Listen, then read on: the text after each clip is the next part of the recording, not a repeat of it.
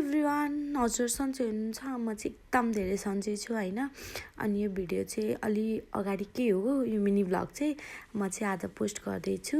अनि म चाहिँ यो न्युरोड जान रेडी भएर पुरै आफूलाई फ्लेक्स हान्दै थिएँ। अनि त्यसपछि खाजासाजा खाएर दिदीलाई चाहिँ पार्लरमा आइल्यासेस हाल्न र नेल हाल्न जान्थ्यो। अनि मैले चाहिँ पहिला सिकेको पार्लर थानकोटमा लगेको थिएँ दिदीलाई। त्यहाँ चाहिँ एकदम राम्रो हालिदिइन्थेँ कि। अनि दिदीलाई चाहिँ त्यहाँ लगेर अनि आइल्यासेसहरू हालेर अनि दिदीको नेलहरू पनि हालेर हामी त्यहाँबाट निस्क्यौँ। न्युरोड गरेर चाहिँ हामीलाई बिहेको लागि अलिअलि सामान लिनु थियो।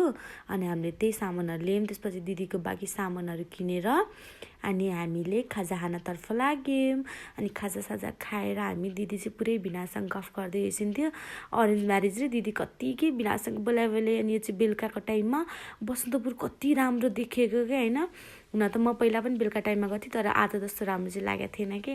त्यसपछि हल्का मैले यसो बुटलाई फ्लेक्स हानिदिएर अनि त्यसपछि टक्क लागेर होइन यसो हिँड्दै थिएँ। अनि त्यसपछि यो दिन चाहिँ मलाई एकदम धेरै जाडो भएको थियो। अनि मेरो बुट चाहिँ फुस्केको पनि थियो कि।